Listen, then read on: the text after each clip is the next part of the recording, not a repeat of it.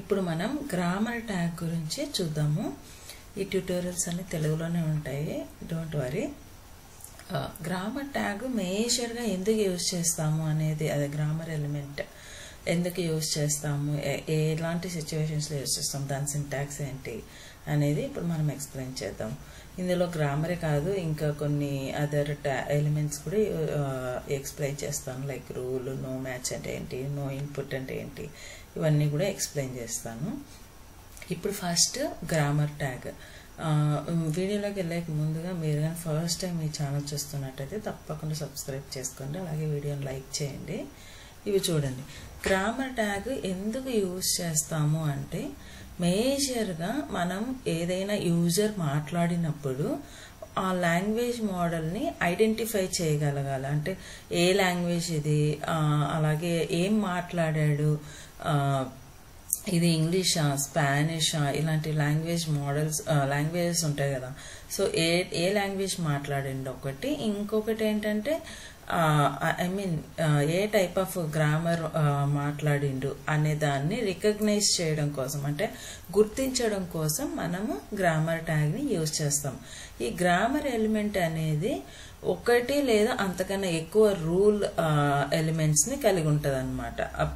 ఎందుకు అంటే మనం ఏవైతే వర్డ్స్ కానీ, సెంటెన్సెస్, అదే ఫ్రేజెస్ కానీ ఏవైతే మాట్లాడతామో వాటిని గుర్తించడం కోసము ఒకటి లేదా మల్టిపుల్, మోర్ దెన్ వన్ అనే రూల్స్ని యూజ్ చేస్తాం, రూల్ ఎలిమెంట్స్ని. ఈ రూల్స్లో మనము డిఫైన్ చేస్తాం అన్నమాట. ఏంటంటే మల్టిపుల్ రూల్ ఐడీస్ని డిఫైన్ చేసి మనము అలా పర్టికులర్ లాంగ్వేజ్ మోడల్ని రికగ్నైజ్ చేస్తాం. దీనికి గ్రామర్ ట్యాగ్ యూజ్ చేస్తాం. మీరు ఇప్పుడు సింటాక్స్ ఇక్కడ గమనించినట్లయితే ఇక్కడ చూడండి, గ్రామర్ అండ్ దెన్ రూట్ వచ్చేసి రూల్ ఐడి ఇస్తాం. ఈ రూట్లో ఏ రూల్ ఐడి, ఏ పర్టికులర్ రూల్ ఐడికి నువ్వు గ్రామర్ రాస్తున్నావు అనే దాని గురించి ఇక్కడ ఇస్తాం, ఎందుకంటే మల్టిపుల్ రూల్ ఐడీస్ ఉంటాయి కాబట్టి. నెక్స్ట్ వర్షన్, ఆ తర్వాత మోడ్. ఇవి కొన్ని మ్యాండేటరీ, కొన్ని ఆప్షనల్ కూడా ఉంటాయి. మోడ్ అనేది వాయిస్ ఆర్ డిటిఎంఎఫ్. సో ఇక్కడ వాయిస్ ఆర్ డిటిఎంఎఫ్ అంటే యూజర్ ఏ వేలో మాట్లాడిండు, అది కీప్యాడ్ నుంచి ఇచ్చారా ఇన్పుట్, లేదంటే త్రూ వాయిస్ ఇచ్చారా, అలాగా అనమాట.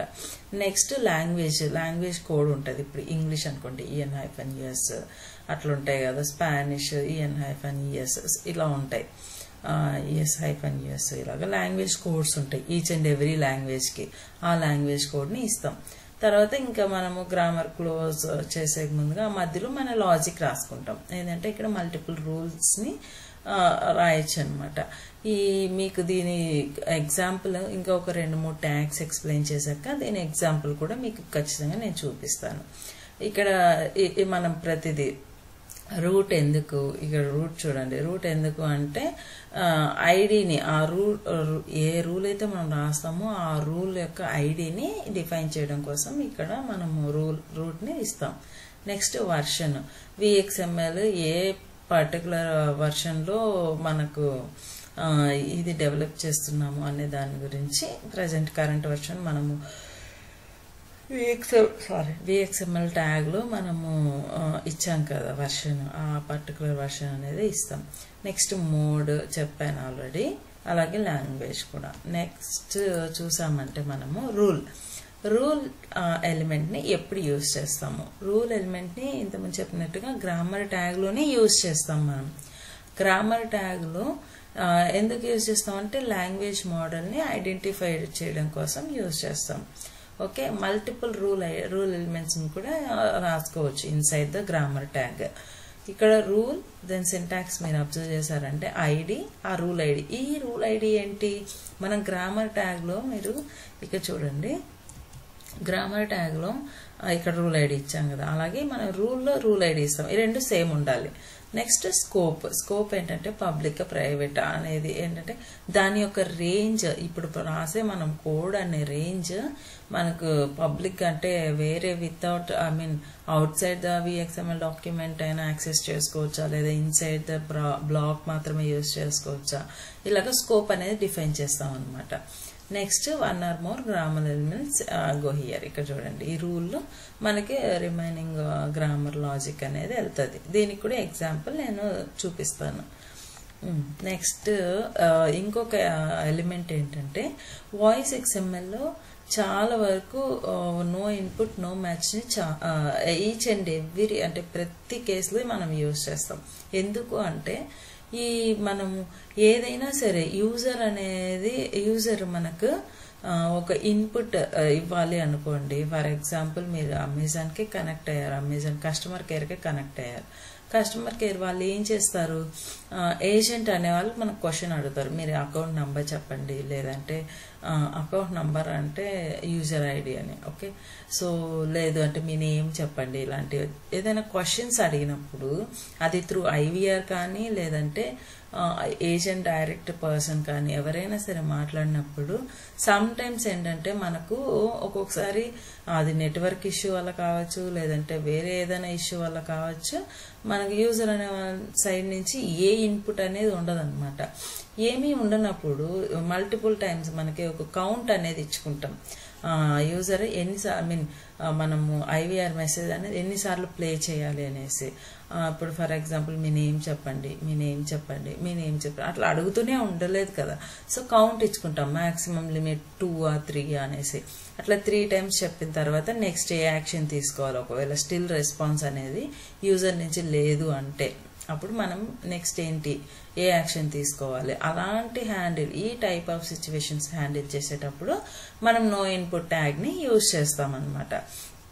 ఇన్ కేస్ మనకు ఏమంటారు, ఇక్కడ మీరు చూసారంటే యూజర్ మనకి సింటాక్స్ చూడండి, నో ఇన్పుట్ కౌంట్ చెప్పా కదా, కౌంట్ ఎన్ని టైమ్స్ ఈ మెసేజ్ అనేది ప్లే చేయాలి. ఇన్ కేస్ 3 times అనుకోండి, 3 times ప్లే చేసేసిన తర్వాత టైమ్ అవుట్ అనేది మనం ఇస్తాం అనమాట. టైమ్ అవుట్ లో మనం ఎన్ని సెకండ్స్ అనేది ఇస్తాం. టైమ్ అవుట్ అయిపోయిన తర్వాత ఆ ప్రాంప్ట్ అనేది ఎగ్జిట్ అయిపోయేసి నెక్స్ట్ ఫర్దర్ యాక్షన్ అనేది తీసుకుంటది అనమాట. ఓకే, సో ఇది నో ఇన్పుట్. నో ఇన్పుట్ అనేది చాలా వరకు మనం నో ఇన్పుట్ నో మ్యాచ్ లేకుండా ఆల్మోస్ట్ VXML ఇలాంటి టైప్ ఆఫ్ కోడ్స్ ని రాయము. మ్యాక్సిమం ద కేసెస్ లో మనం ఏంటంటే ఖచ్చితంగా నో ఇన్పుట్ నో మ్యాచ్ రాస్తాం అనమాట. ఇప్పుడు నో మ్యాచ్ ఏంటంటే ఇప్పుడు యూజర్ మనకు ఇన్పుట్ ఇచ్చారు. ఫర్ ఎగ్జాంపుల్ మీరు మీ పేరు చెప్పండి అంటే ఏదో 1 2 3 సమ్ ఇలా డిజిట్స్ చెప్పండి, లేదంటే మీ అకౌంట్ నంబర్ చెప్పండి, యూజర్ ఐడి చెప్పండి అన్నప్పుడు డిజిట్స్ లో ఉన్నప్పుడు వేరే ఏదైనా నేమ్ చెప్పామనుకోండి, ఇలాగా అంటే మనకు అది ఏమంటారు మీనింగ్ఫుల్ గా ఉండదు. సిస్టమ్ ఏదైతే ఎక్స్పెక్ట్ చేస్తుందో అది మనం ఇవ్వట్లేదు, వేరే ఏదో ఇస్తున్నాం అనమాట. ఏదో మనకు నచ్చింది ఇచ్చుకుంటున్నాం, బట్ సిస్టమ్ ఎక్స్పెక్ట్ చేసేది ఇంకొకటి డిఫరెంట్ ఉంది. సో అలాంటి కేసెస్ లో ఇలాంటి సిచ్యువేషన్స్ హ్యాండిల్ చేయడం కోసం నో మ్యాచ్ ఎలిమెంట్ ని మనం యూజ్ చేస్తాం. ఇది కూడా అంతే, యూజర్ మల్టిపుల్ టైమ్స్ వేరే ఇస్తున్నారు అనుకోండి, సిస్టమ్ అలాగే రోజంతా ప్లే చేస్తూ ఉండలేదు కదా. అందుకని చెప్పి ఒక కౌంట్ ఇచ్చుకుంటాం.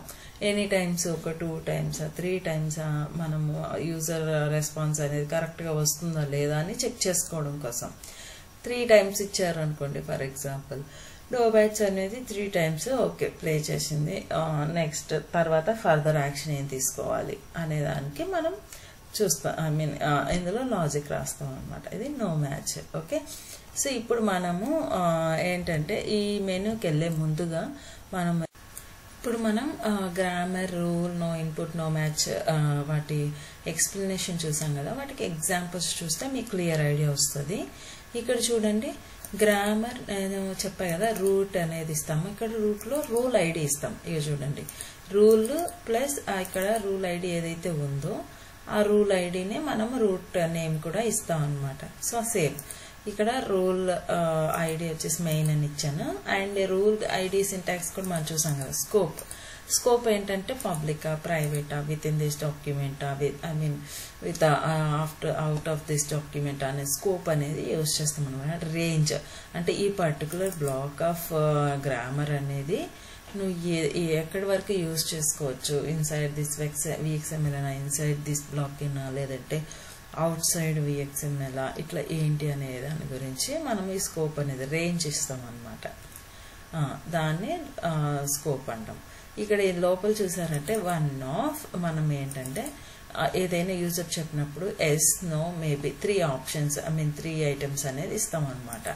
ఏదైనా మనము యూజర్ ప్లే చేసినప్పుడు ఎస్ అన్నారా, నో అన్నారా, మేబీ అన్నారా, ఈ 3 వాటిల్లో ఏది ఉంది అనేది ఏదో ఒకటి మాత్రమే అట్ ఏ టైం చెప్పగలరు. 3 చెప్తే మనం ఇన్పుట్ తీసుకోలేం కదా. ఓకే, సో ఏది ఇచ్చారు అనే దాని గురించి ఇది. ఓకే, నెక్స్ట్ రూల్ సేమ్ ఇప్పుడు చెప్పింది అనమాట.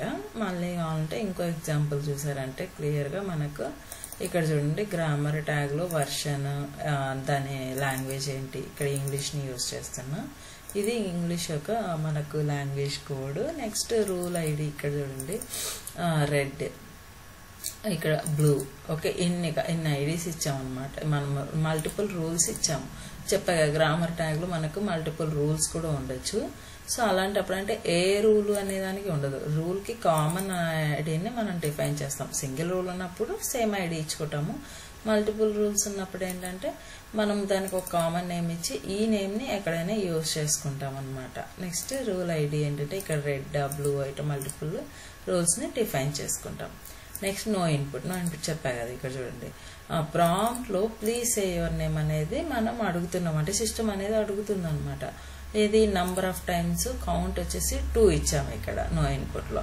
అప్పుడు ఏంటంటే నెక్స్ట్ 2 టైమ్స్ ఇచ్చినా సరే 2 టైమ్స్ ఏ మెసేజ్ ప్లే చేయాలి, no input detected, please say your name.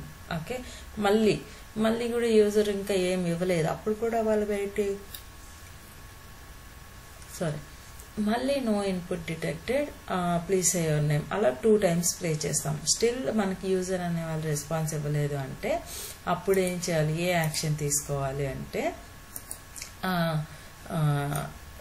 ఇలా చూడండి, మనము హలో అంటే ఇచ్చిన తర్వాత how can I assist you today ఇలాగా మనం చెప్తామన్నమాట. ఇవ్వకపోతే ఎలాగా, ఇస్తే ఎలాగా అనేసి మనము మొత్తం సిచ్యువేషన్ హ్యాండిల్ చేస్తాం అనమాట. సేమ్ నో మ్యాచ్లో కూడా అంతే చూడండి. ఇన్ కేస్ 2 టైమ్స్ మనము రెస్పాన్స్ అనేది ఇక్కడ ప్లే చేస్తాము.